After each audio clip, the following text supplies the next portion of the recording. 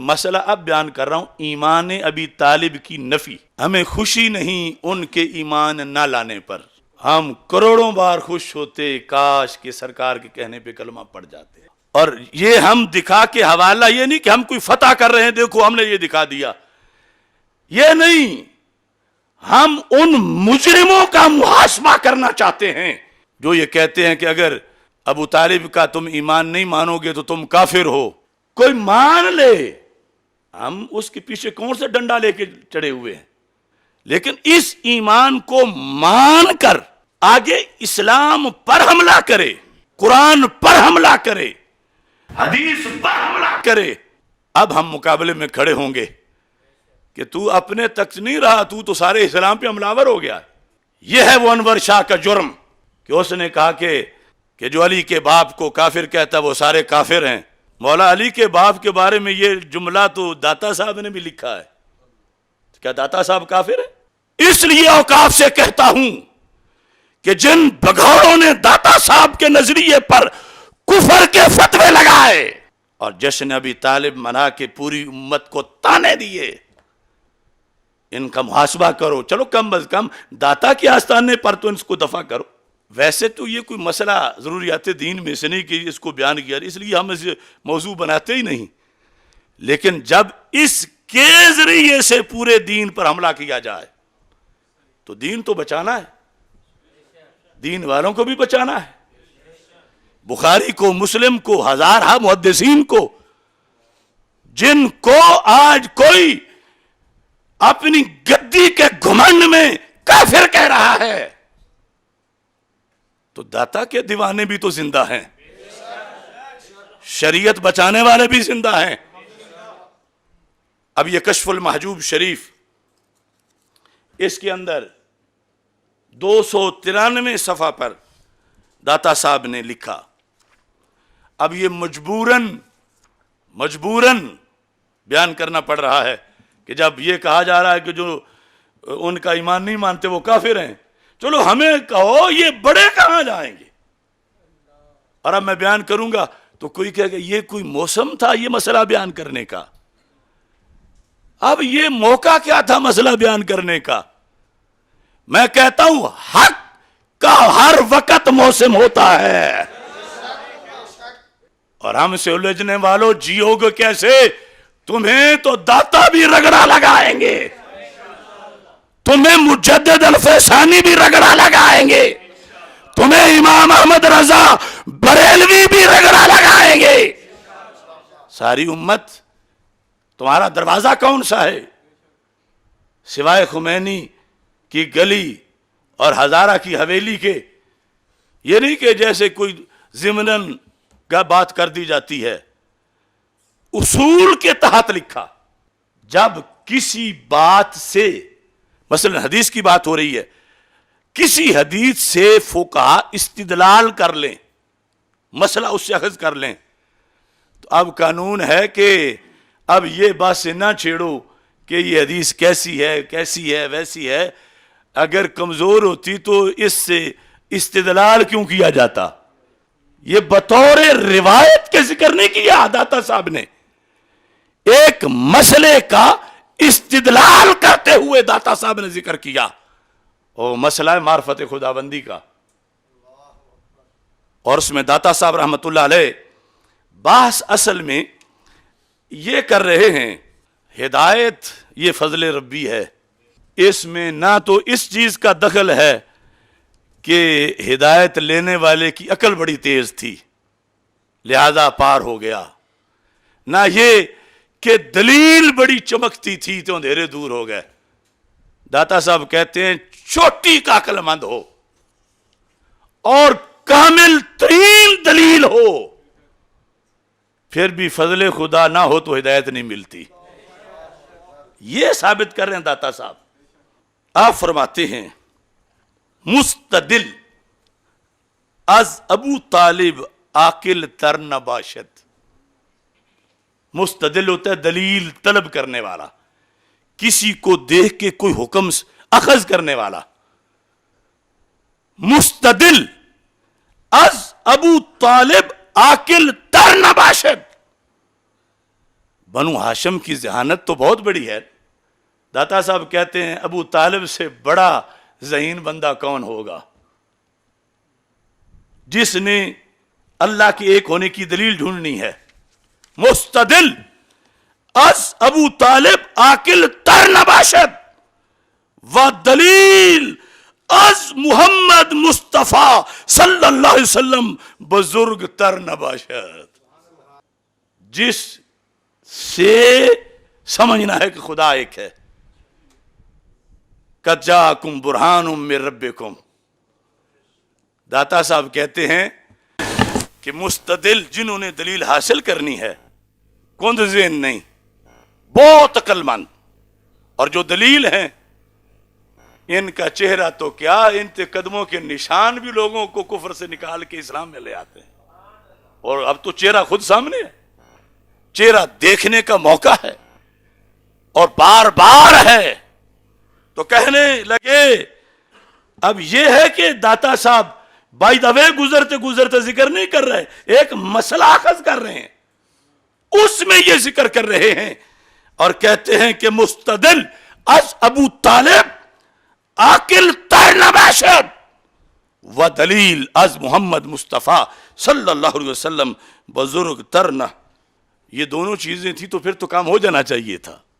یہاں تو کند ذہن بھی دیکھتے ہی کلمہ پڑ گئے، اور یہ عاقل تر سپرلیٹو ڈگری، بڑے عقل مند. اور ادھر رسول پاک صلی اللہ علیہ وسلم کا چہرہ ہے، اور صرف چہرے نہیں، سرکار فرماتے ہیں چچا میرا کلمہ پڑھو، چچا میرا کلمہ پڑھو.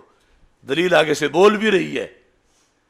داتا صاحب کہتے ہیں لیکن چوں ہے اس کا معنی چونکہ، چوں جریان حکم ابو طالب بر شقاوت بود،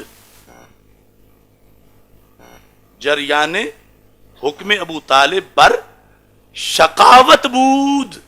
شقاوت کہتے ہیں بدبختی کو. اب داتا صاحب شقاوت کریں تو میں اس کا معنی خوشبختی تو نہیں کر سکتا. شقاوت ہی کرنا ہے. شقاوت تو اردو پنجابی میں بھی استعمال ہوتا ہے. جریان حکم ابو طالب بر شقاوت بود دلالت محمد مصطفیٰ صلی اللہ علیہ وسلم اورا سود نہ داشت. کہ چونکہ ابو طالب کا حکم اللہ کی طرف سے بدبختی پر جاری ہو چکا تھا، لہذا چہرہ مصطفیٰ دیکھنے سے بھی کوئی فائدہ نہ ملا. یہ داتا صاحب ہے، یہ کشف المحجوب ہے، اور یہ افسوس سے ہم بیان کر رہے ہیں. ہمیں کروڑوں خوشیاں ہوتی کہ ابو طالب کا حکم شقاوت پہ نہ ہوتا، خوش بختی پہ ہوتا، لیکن یہ فیصلے ہیں اور یہ حقیقت ہے. اب جتنے بھی سادات میں سے آج اس بات پر اس لیے تڑپتے ہیں کہ ہمارے ابے کو کیوں ایسا کہتے ہو، تو میں کہتا ہوں داتا صاحب کا ابا نہیں تھا کیا؟ داتا صاحب سے تم بڑے سید آئے ہو، داتا صاحب سے بڑے پیر آئے ہو. شریعت کے سامنے سب تابع ہیں، حکم شریعت ہے. اور داتا صاحب نے تو پورا اس سے مسئلہ اخذ کر کے کتاب معرفت ہے، جہاں فی معرفت اللہ تعالی، یہ معرفت بیان کر رہے ہیں اللہ تعالیٰ کی، کہ معرفت میں ایسے بھی ہو جاتا ہے عقل بندہ عاقل تر بھی ہو اور دلیل کامل سے بھی اکمل بھی ہو، اور نتیجہ پھر بھی بدبختی ہو. تھا جو ناخوب بتدریج وہی خوب ہوا، کہ بدل جاتا ہے تمنوں میں قوموں کا ضمیر. اب یہ تو ایک بات گزر گئی، افسوسناک تھی، نہ ہو سکا. اگر کوئی کہے کہ اس پر 10,000 حوالے پیش کرو عدم ایمان پر، تو میں 10,000 پیش کروں گا، آج کے نہیں 14 صدیوں کے انشاءاللہ. لیکن اس لیے نہیں کہ میں کوئی بات بڑی فتح کر رہا ہوں، اس لیے کہ کیوں ہمارے اکابر کو کوسا جا رہا ہے، کیوں داتا کو گالی دی جا رہی ہے، کیوں امام اعظم ابو حنیفہ کو گالی دی جا رہی ہے؟ کیوں امام بخاری، مسلم، ابن ماجہ، رازی، طحاوی، بصیری، اسقلانی، ان سب کو کیوں آج کے لنڈے کافر کہہ رہے ہیں اس مسئلے کی آڑ میں؟ یہ ہے جس لیے میں کہہ رہا ہوں اگر ضرورت ہو کسی کو تو پیش کریں گے. اور بطور خاص چونکہ داتا صاحب کا عرس ہے تو میں اوقاف کو کہتا ہوں میرا فتویٰ نہیں، بریلی شریف کا نہیں، سرہند شریف کا نہیں، یہ تو لاہور شریف کا داتا صاحب کا اپنا فتویٰ ہے اور داتا کا دربار ہے. پوچھو ان پیروں سے، ان کی گدیاں داتا کی ایڑی کے نیچے ہیں. ان کے سامنے رکھو کشف المحجوب اور ان سے ترجمہ کرواؤ، اور نہیں کر سکتے تو ترجمے والی پڑھا دو. مثلا یہ سید صاحب کا ترجمہ میں پڑھ دیتا ہوں تاکہ اس میں بھی نہ ہو پتہ نہیں یہ جلالی جو ہے یہ سیدوں کی اولاد نہیں تھا، گندر تھا، کوئی ڈنڈی مار گیا ہے. یہ سید ابو الحسنات محمد احمد قادری حزب اللہ والے، یہ کشف المحجوب، اور یہ ان کا ترجمہ صفحہ نمبر 448. کہتے ہیں دلائل لانے والوں میں ابو طالب سے زیادہ کوئی عقل مند نہ تھا. ترجمے میں تھوڑا سا لغوی طور پر کچھ ہے لیکن بات تو سمجھ آ رہی ہے.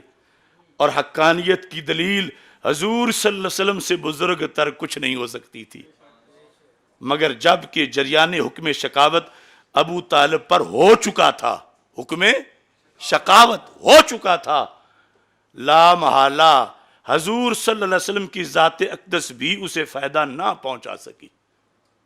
اب بتاؤ ہمارا قصور اس میں کیا ہے؟ یہ وہی حزب الاناف ہے جہاں آج انہی کی نااہل اولادیں. محمود رضوی صاحب تو بخاری میں عدم ایمان لکھ گئے، اور آج کے ان پڑھ اور جاہل رلافظ کے ریزہ خار وہ حزب الاناف میں بیٹھ کے جشن ایمان ابی طالب منا رہے ہیں. اپنے باپ کی دیکھیں، دادے کی دیکھیں، پردادے کی دیکھیں. اور یہ دیدار علی شاہ صاحب کا فتویٰ بھی رکھا ہوا ہے، سید دیدار علی شاہ. غنیمت ہے یہ سید. اب تو جو ان کو ڈھا لگی ہوئی پنجابی میں جب دریا کی لگتی ہے، یہ ہے دیدار علی شاہ. اگر محمود رضوی صاحب کی نہیں مانتے تو ان کے ابا جی کی تو مانو، ان کی نہیں مانتے تو اپنے دادے کی تو مان لو. اور پھر یہ ہے کہ کہتے ہیں یہ جی ان کی توہین کرتے ہیں. ہم توہین کے قائل نہیں ہیں. ابو طالب کا حکم بیان کریں گے، توہین نہیں کریں گے. حکم. اب کوئی کہے یہ اچھا ہے کہ کافر بھی کہہ رہے ہو اور کہتے ہو توہین نہیں کریں گے، تو سید دیدار علی شاہ سے پوچھو. فتاوی دیداریہ، یہ ہوتے تھے سید فتاوی لکھنے والے.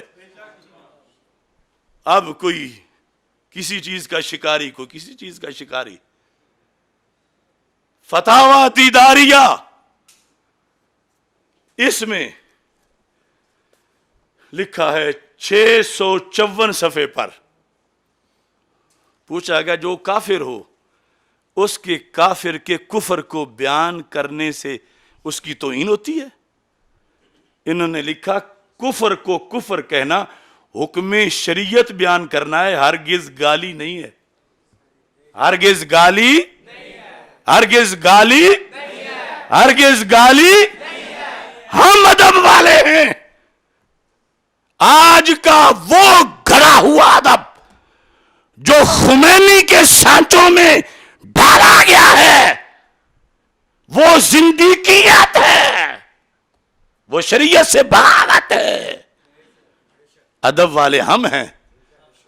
اہل بیت اطہار رضی اللہ تعالی عنہم کا ادب ہماری گھٹی میں ہے، خمیر میں ہے.